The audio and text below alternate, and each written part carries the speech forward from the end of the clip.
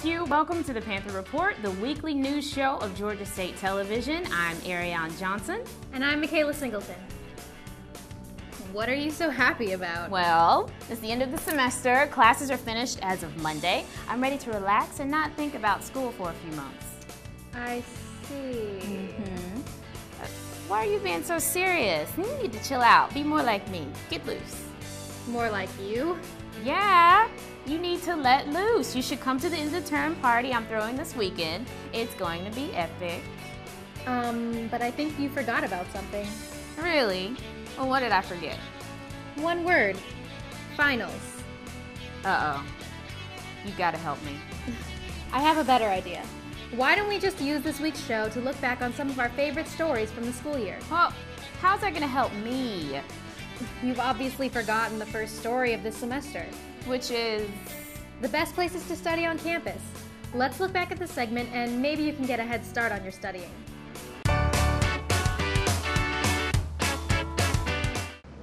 Hey you guys, this is Kayla Franklin from the Panther Report. I'm trying to locate the best places to study on campus. Behind me is the library. It's probably packed.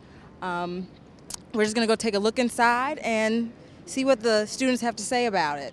5th floor in the library where it's quiet. The library. The library is good also. The library? I know this is sort of going to be a shocker. The library. Believe it or not, besides the library, there are many places on campus to study. You have places like the Urban Life Center, which provides a comfortable atmosphere to write that paper or complete all of your necessary readings. There are a variety of places to study on campus, but let's hear what some of you all had to say. So South's pretty quiet. Okay. I don't know. University Center possibly. Those are top 3 places that come to mind. Also the Student Center is pretty quiet if you stay away from the food court areas. But yeah. And maybe like the cafeteria thing with all the little high top tables. I like it there. That's where I study. Football study hall is where we usually go. We're in the library stairs. It's pretty quiet. Nobody takes the stairs. So no one takes the stairs? No. Everybody's going up the elevator? Yes. The 5th floor of the library? Yes. Cool. Well, first of all, the 5th floor of the library, really quiet up there. Another place is over courtyard over by the law school. Really quiet out there. Not a lot of people out there. It's a good place to study. When all else fails, there is the library, which offers 5 floors of study. The most popular are the 3rd, 4th, and 5th floors, which offer complete quiet areas for study. Despite all the great places to study on campus, there are always those ones that like to study, well, privately. Where's the most secretive, like, where nobody can find it? Where are the best places to study on GSU campus? My apartment. So, are you feeling better? Definitely. So what story did you enjoy seeing this semester? Well, there was the one on House Bill 87. Oh, I remember that one. I've actually thought about it a bit since it aired, especially after the students being arrested for protesting on Cortland. It definitely affects the Panther community. Some of the undocumented students are urging University President Mark Becker to ignore the ban that bars undocumented students from attending Georgia State, which will go into effect this fall. Let's go back and learn more about the bill and the reaction of the community.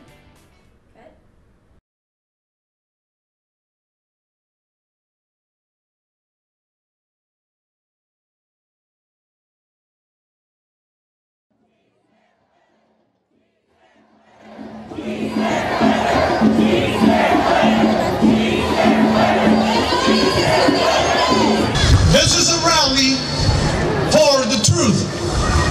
Esto es un meeting, un rally por la verdad. ¿Qué tú piensas de esta reforma que está tratando de pasar? No estoy de acuerdo. Yo creo que todo el mundo de nosotros hispanos tenemos la oportunidad que han tenido. Este es un país de oportunidad y yo creo que los hispanos también tienen derecho a esa oportunidad también. Yo creo que es una injusticia porque muchas familias estamos aquí trabajando por tener una mejor vida para nuestra familia y más que nada para nuestros hijos. Ellos no tienen ningún corazón. son personas que no tienen conciencia de lo que están haciendo. No puedo hablar inglés, pero quiero que lo digan en inglés. La separación de familias es muy triste. El no manejar con licencia es triste. Immigrants are the foundation of the United States. It's that they work hard, they generate billions of dollars. Our state could not function without them. And I think all Georgians need to understand that. I'm here working for the American Federation of State, County, and Municipal Employees, Local 1644, representing City of Atlanta workers. Alrighty, and can you tell me a little bit about HB 87 and why are you against it? My understanding of HB 87 is that it's similar to SB 1070, which mandates that law enforcement check the immigration status of folks they arrest. While this is in line with federal law, I'm really concerned in that it's mandating criminal authorities, that is police, to handle something that the INS should be handling. Consequently, it kind of obstructs community policing functions by folks are really afraid to go to police to talk about crimes going on in their neighborhoods because they're afraid of their immigration status being exposed.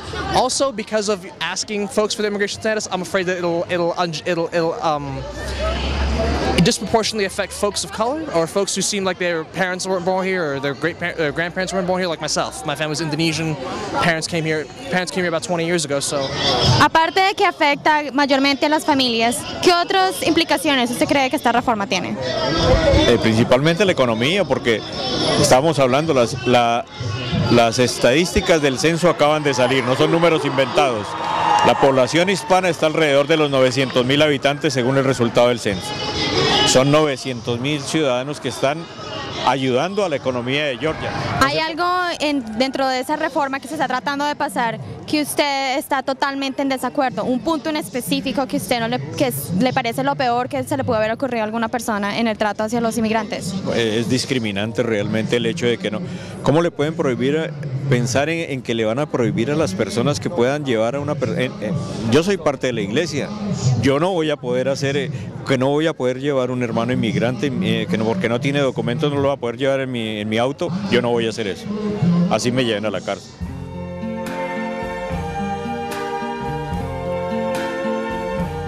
I see trees of green, red roses too. I see them bloom for me and you. And I think to myself, what a wonderful world. I think to myself, what a wonderful world.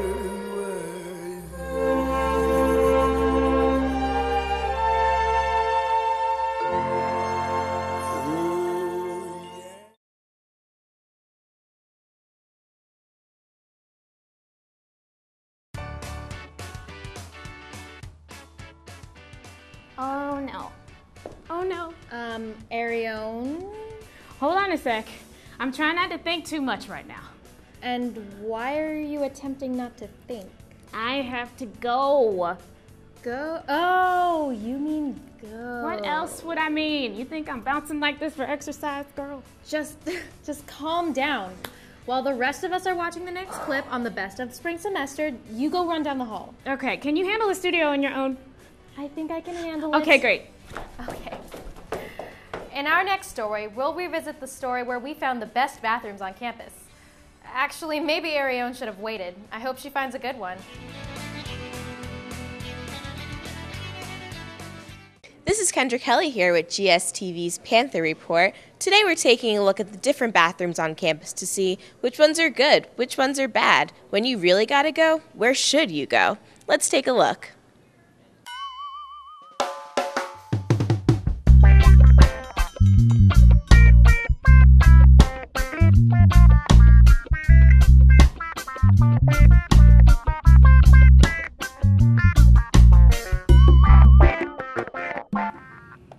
Panthers, take a look at where I'm standing. I'm on the second floor of GCB, General Classroom Building, and all I can say is, ew. There are paper towels, toilet tissue all over the floor. It doesn't smell too cute in here, and honestly, I just want to get out. When you're in the library studying, working really hard, and you've got to go, how about coming down to Zaxby's Coffee? When you walk in, I'm sure you'll notice the great ambiance, complete with a flat screen TV and comfy couches. There's a private restroom in the back, and don't forget, when you leave, to support Zaxby by grabbing your favorite beverage.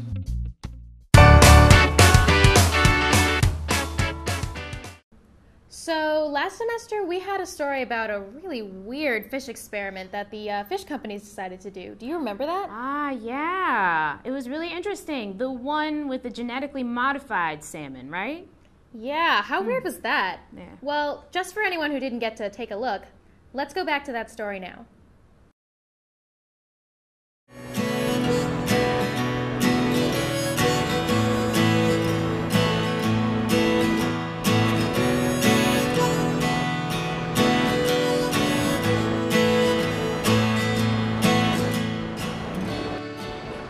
I guess the bottom line is I don't have any problem eating genetically modified things. I eat genetically modified plants. We all do. We eat genetically modified corn. And I don't see a big difference between eating that and eating a genetically modified salmon. These genetically altered fish grow in the winter when the natural Atlantic salmon don't grow because their growth hormone gene shuts down in cold weather. So these fish have a gene from a very close relative, so it's not as if you're taking a non-salmon gene. You're taking a gene from a Pacific salmon, putting it into this Atlantic salmon, and then taking a promoter from a different species of fish altogether and putting that in. And the whole package allows you to grow all year. It basically allows that Atlantic salmon to not shut down growth during the winter, which means they get to adult size faster. But they don't become titan fish, right? They don't become these gargantuan monsters that you'd expect because they don't grow much after that time. Now, what would happen to those animals under field conditions? It's anybody's guess. It's anybody's guess. What would happen if some got out and persisted? But there are two things. So you could paint a doomsday story about some of these females getting out and those genes breaking into natural populations. And this has been targeted towards aquaculture that happens in sea pens. Most of the salmon that are farmed now are farmed in these big sea pens, which are kind of big closed nets hanging in the ocean. One of the big debates with regard to this FDA decision is right now, when you buy corn products, for example, from Archer Daniel Midland's, ADM sells, right, most of the high fructose corn syrup you eat is processed by ADM. They're a mega corporation. They are not required to tell you that there's genetically modified corn in those products. There is no requirement for plants, for crops that are genetically modified to inform the consumer that they're eating genetically modified materials. And here's why, and this is I think the big, there's a lot of issues with regard to this decision, but one of the biggest, I think, is a peripheral issue. Not do they get permission. They probably will get permission. But will they get permission to sell these salmon without having some kind of sticker label, warning label saying these are genetically modified animals? Those who really want to totally reclaim natural salmon runs are going to see this as a good thing, because that 25% of salmon added to the market is going to, for example, decrease potential demand on natural salmon. Now, is that a good thing? Well, if you're into conservation, it is. If your job is catching salmon from the ocean, that brings down your profit margin, right? So people who go out into the ocean and fish salmon are now going to have to compete with a cheaper source. And that's going to be bad for salmon fishermen. I think that every scientist should be concerned about what work they do. Some scientists consider themselves to be applied scientists, so that their primary goal is to develop knowledge or take knowledge and use it in a way that best benefits human society. Then there are scientists whose primary goal is to understand how the world works. Well, knowledge for the sake of understanding where we live better. So there are a lot of reasons, there are a lot of ways you could use that knowledge.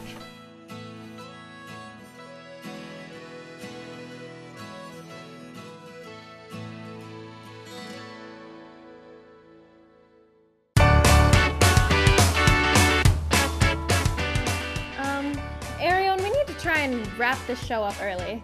Oh yeah? You got a hot date? Maybe. I'm meeting up with Jean-Paul. Oh, he's the French guy, right? Yeah. He's one of the international students. Okay, just be careful. He might try and sweet talk you with something like, voulez-vous coucher avec moi? Okay, seriously, Ariel? Well, foreign guys in movies say stuff like that. I think you've been watching too many movies lately. Georgia State actually has a substantial international student population, and there are great parts of the university community. Just trying to watch out for you. I appreciate that, but in the meantime, why don't we look back at the story on international students at GSU?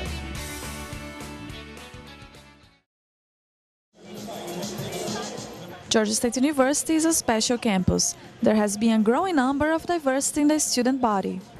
Since the 90s, the number of international students has doubled. Only in 2009, 1,400 students walked this campus. This number represents 5% of the total student body.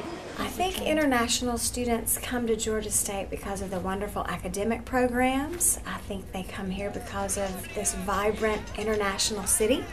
I think they come here because of the weather, frankly.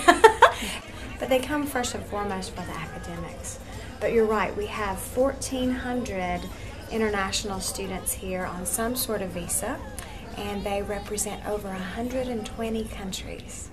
According to the data from the International Students Department, the top 5 countries that chose Georgia State University to study were China, followed by India, South Korea, Ivory Coast, and United States neighbor, Canada. Ina Cybers and Barbara Smith from Netherlands came here 7 weeks ago and are having the times of their lives.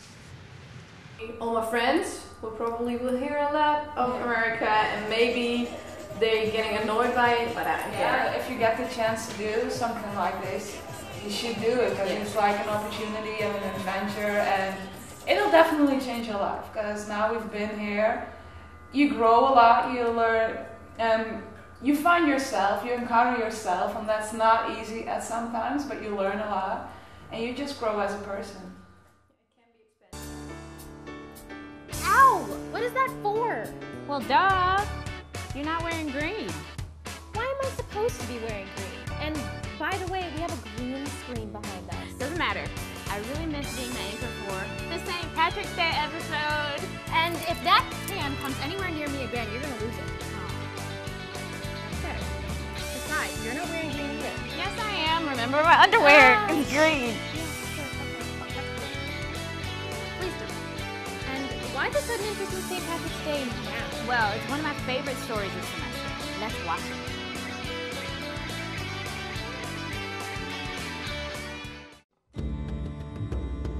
On March 17th, many people celebrate St. Patrick's Day. It was named after St. Patrick, the most commonly recognized of the patron saints of Ireland. Originated as a Catholic holiday and became an official feast day in the early 17th century, it has gradually become more of a secular celebration of Irish culture. Let's see what GSU students do for their St. Patrick's Day. Well, from what I understand, it's a tradition that we have in America where we celebrate Irish heritage, and I know it's an Irish holiday and you have to wear green, otherwise you'll get pinched. There's lots of green involved. I know you're supposed to wear green. I think it's for the Irish folks. So what do you plan on doing? Put on everything green. Drinking. Nothing. Plan on wearing green and getting wasted. I'm gonna have a bruise because of you and all that pinching. I'm sorry. No, you're not. Fortunately, there are some nice people on campus that work to make our lives at GSTV a little better. Like who? Miss Judy. Ooh, I love Miss Judy. Why don't we watch the story on her next? I was just about to suggest that. Okay, Okay. Hey, darling, how you doing, darling? She works hard every day. You usually see her at the second floor of Georgia State's University Center. She's always happy, bringing a positive attitude wherever she goes. Good morning, I'm Judy Bigby, and I work at Georgia State University. I'm the GSTV custodian, and I'm the one that cleans the office. I do the whole second floor of the University Center, and I do the GSTV. I also do the radio station. I do Centerfest Theater. When I first started here, I said to myself, I said, wow, this seems like a family. And I try to make them happy too. I really do. If anything go wrong, they come to me. You know, it's like, well, okay, well, Judy, why are you the one they come to ask, you know? But I like my coworkers, I really do. Even when she encounters negativity, she always tries to set a positive example. She was in a real bad mood, and we was in the ladies' room. I washed my hands, and I spoke to her, and she like looked real ugly and didn't say anything. And I say like, okay, well, you have a blessed day. And she came out and she went into career service. She realized she was wrong the way she approached me. And later on, she came to me and she had to hug. She had to apologize. I'm so sorry, I had a bad day today. I say, well, you know, okay. And the next day she came back and she changed. She was like a whole, complete different person. So it's like I try to make people's day, regardless of how you feeling. If you're feeling bad, you're not gonna make my day bad. I'm sorry, that's just on you, you know. And it's nothing wrong in saying good morning or good afternoon. So while you cleaning, it's good to be happy and jolly and in a good mood also. You don't have to always be in a bad mood, but when you go enter our office, you always want to say good morning or good evening. She's always happy, bringing a positive attitude wherever she goes. So we ask her, what is her little secret? It's nothing like being happy, because when you're unhappy and sad, you have high blood pressure or headaches. A lot of people doesn't realize that's what causes a lot of sickness. It's because of sadness and unhappy. Originally from Atlanta, she has seen the many changes that the city of Atlanta and Georgia State University have gone through the years. This was a real nice area. I used to go to the theater at the Royal Theater on Auburn Avenue, and my first job was the Citizen Trust Bank. It used to be on Auburn Avenue, and then I was one of the first black tellers that helped them move in the saving tellers that moved into the Citizen Trust building. She's a lot like a mother to many students, and she always makes sure everyone is doing just fine. So little things that your parents not here to do for you, if it's nothing but give you a hug and ask you if you need anything or whatever I can do for you, I have to do it. And she's always fresh and lively. My mother just told me I always care how you look at all times, regardless of where you are or wherever you go. I always care how you look. My hobbies is I love playing Sudoku, I love puzzles, I love to read, and my three things is working, get my hair done, and go to church. I like it here. Yeah. Oh, okay. Bye. Gallery. People, I'm in the mood for some sports. Well, we have had a lot of sports-related clips this semester. Plus, the one on the mascot. I still can't believe we were almost the Penguins. Well, before we go into sports, let's look back at the university mascot story. Sounds good.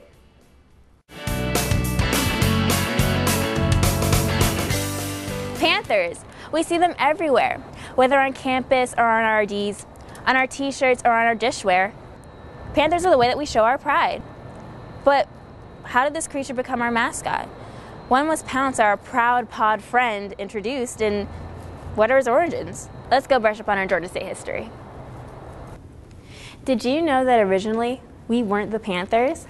Although Georgia State has been around since 1913, it wasn't until 1956 that the students got to vote on their next mascot. Panthers were chosen over penguins, and ever since then, the ferocious feline has become what represents Georgia State.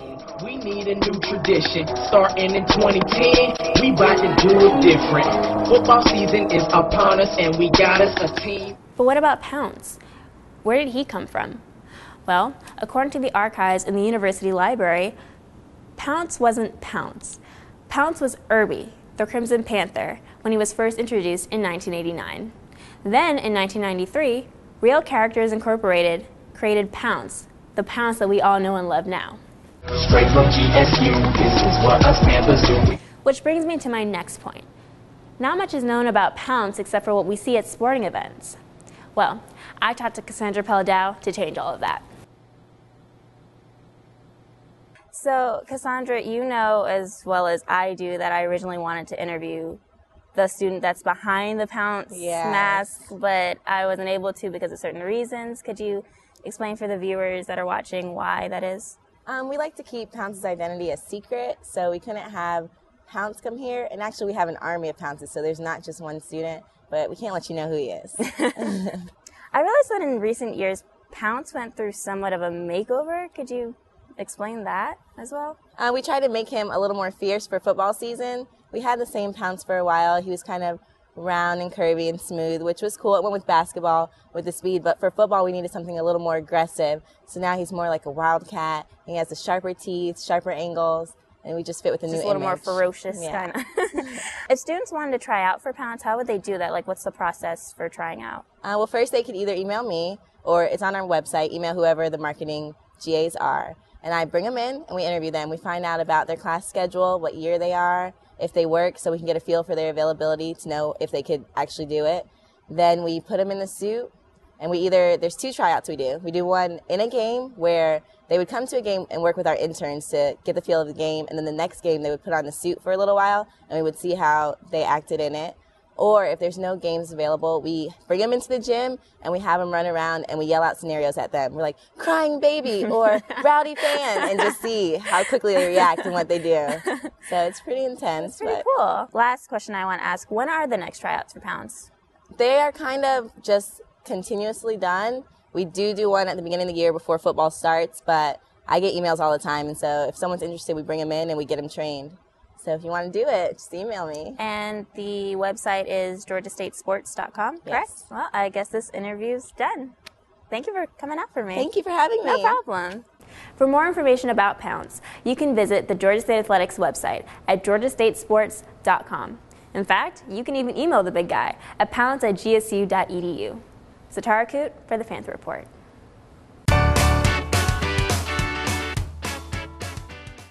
Hey Michaela, did you know that the university's softball team tied for the first in the Colonial Athletic Association?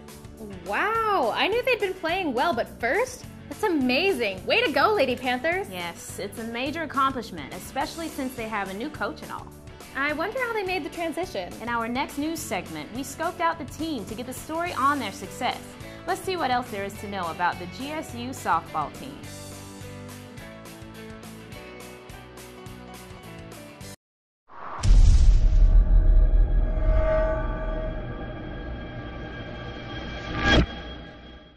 The Georgia State softball team has certainly had a season of change this year. Amy Dumas was hired as the new pitching coach before the season started, and partway through the season, assistant Roger Kincaid was asked to step up to the plate as interim head coach. These 2 major changes helped morph these 4 pitchers on the team into a true pitching staff.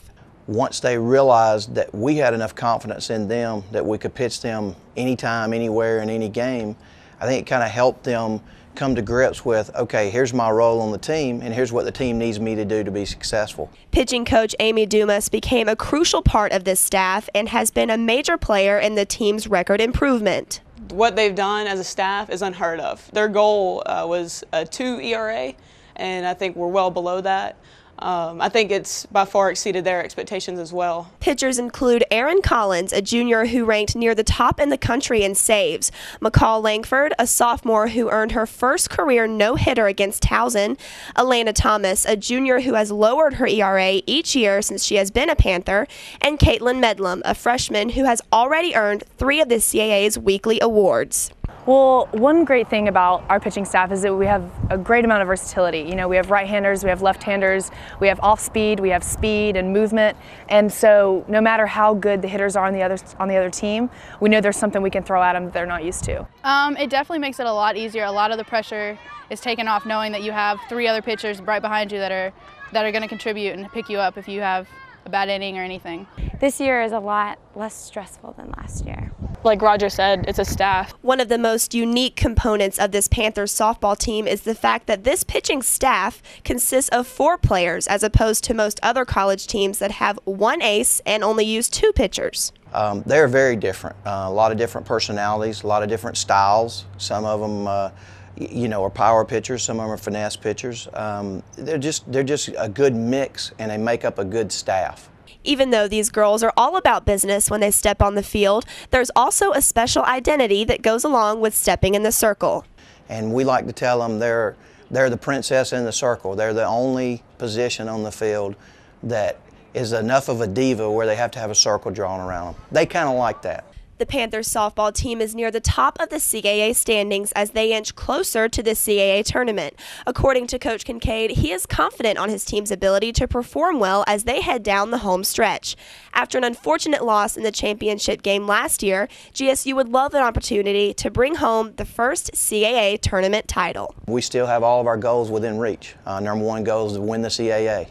Be sure to keep an eye on GeorgiaStateSports.com as the team continues their pursuit of a conference championship.